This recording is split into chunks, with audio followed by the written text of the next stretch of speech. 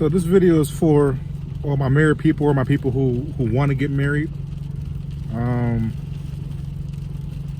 Hope you won't be too mad if I just drop off some words of wisdom real quick about what to do in case of an argument and what not to do in case of an argument. Listen, when you're married, there's going to be disagreements.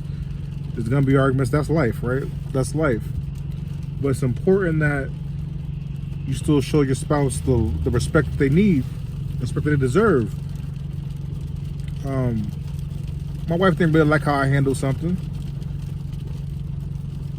And at first, I really didn't care, to be honest with you. I really didn't care. But I had to take a step back.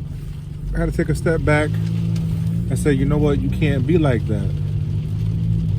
You can't be like that. You gotta treat your wife in the same way you would want to be treated.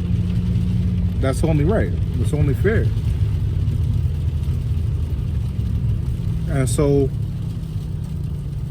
instead of storming off, I decided that I would just say, hey, what's going on? Do you not like the way I was handling that?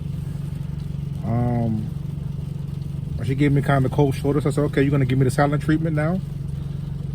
And she said, at first, she kind of just shrugged her shoulders and gave me yes, no answers. You know how you women can get sometimes. Yes or no answers. Very short to the point. And so I had to just deal with that for a little while. And then I said to myself, all right, well,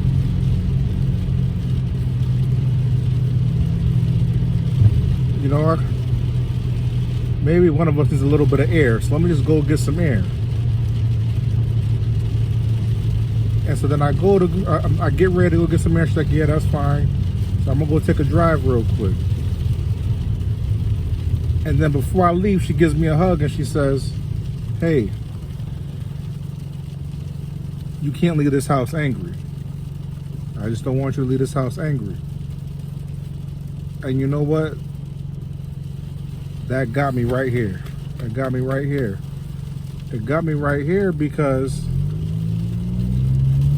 you know, that's important.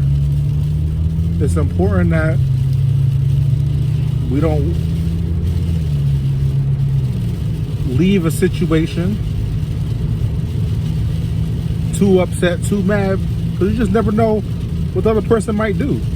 You never know what you might be leaving yourself open to if you don't try and resolve something, if you don't try and do your best to be as calm as possible. You know, you don't go just running out of a situation. You don't go running out trying to throw a temper tantrum. And luckily I wasn't trying to throw a temper tantrum. You know, I just needed some air, some time to clear my head, and we weren't really arguing, going back and forth or anything like that. You know, it was just a tense moment. But it made me think, how many couples will be willing to do that? How many couples would one person said, okay, you know what? We're in a little disagreement, but even with that, we're not going to be angry with each other. Or at least not leave the situation angry with each other. Right? Because you're going to get mad, but you don't want to leave the situation being angry with one another.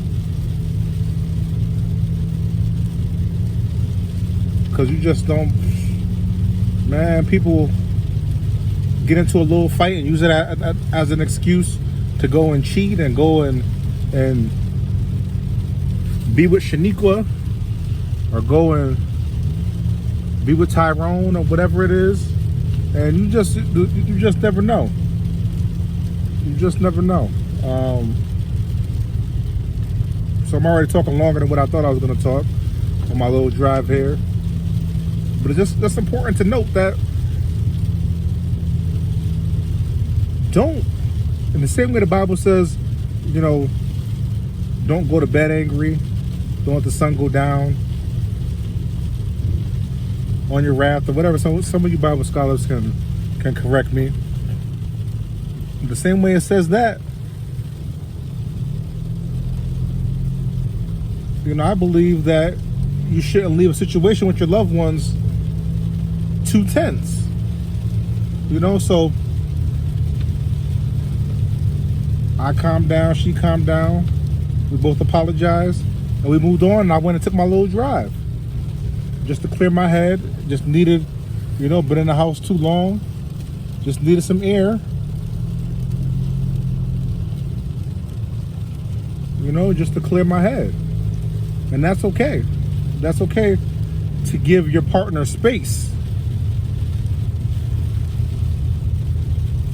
As long as it's not space to do something negative. You feel what I'm saying? So, I hope that helps somebody today. And we'll talk soon.